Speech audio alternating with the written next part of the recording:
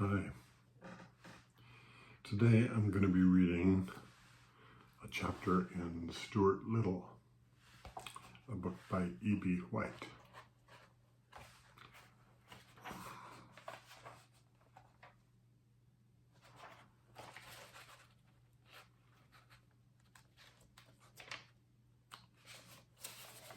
This one is called In the Drain.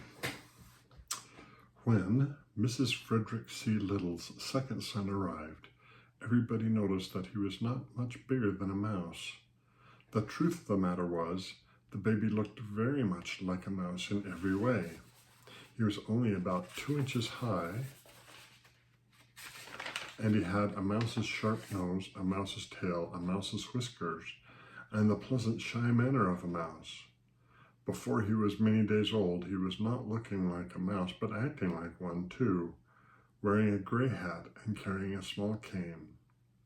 Mr. and Mrs. Little named him Stewart, and Mr. Little made him a tiny bed out of 4 clothespins and a cigarette box. Unlike most babies, Stewart could walk as soon as he was born.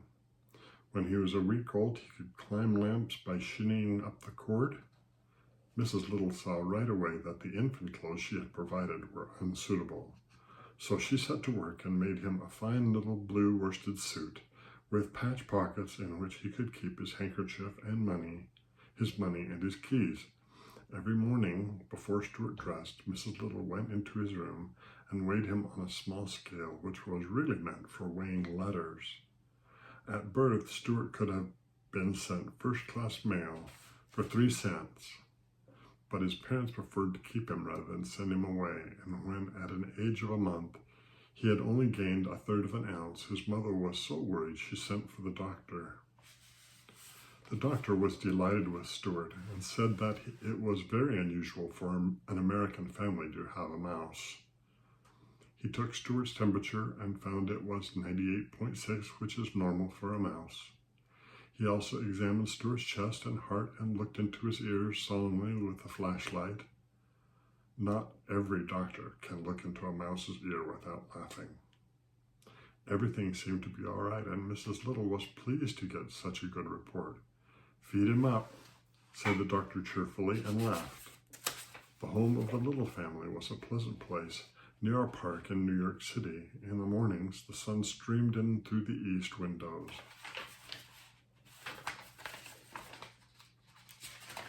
And all the Littles were up early as a general rule.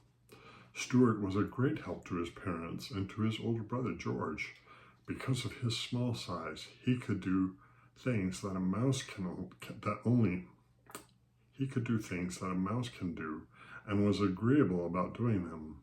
One day when Mrs. Little was washing out the bathtub after Mr. Little had taken a bath, she lost a ring off her finger and was horrified to discover that it had fallen down the drain. "What had I better do?" she cried, trying to keep the tears back. "If I were you," said George, "I should bend a hairpin in the shape of a fishhook and tie it onto a piece of string and try to fish the ring out with it." So Mrs. Little found a piece of string and a hairpin, and for about a half an hour she fished for the ring. But it was dark down the drain, and the hook always seemed to catch on something before she could get it down to where the ring was. "What luck?" inquired Mr. Little, coming to the bathroom. "No luck at all," said Mrs. Little. "The ring is so far down I can't fish it up." "Why don't we send Stewart down after it?" suggested Mr. Little. "How about it, Stewart? Would you like to try?" "Yes, I would," Stewart replied, "but I think I'd better get into my old pants. I imagine it's wet down there." "After all of that," said George, who was a trifle annoyed that his hook idea hadn't worked. So Stewart slipped on his old pants and prepared to go down the drain after the ring. He decided to carry the string along with him, leaving one end in charge of his father. "When I jerk 3 times on the string, pull me up," he said. And while Mr. Little knelt on the tub, Stewart easily slid down the drain and was lost to view. In a minute or so, there came 3 quick jerks on the string, and Mr. Little carefully hauled it up, and there at the end was Stewart with the ring safely around his neck. "Oh, my little brave son," said Mrs. Little proudly, and she kissed Stewart and thanked him. "How was it down there?" asked Mr. Little, who was always curious to know about places he had never been to. "It was all right," said Stewart, but in truth the drain had made him very slimy, and it was necessary for him to take a bath and sprinkle himself with a bit of mother's violet water before he felt himself again. Everybody in the family thought he had been awfully good about the whole thing.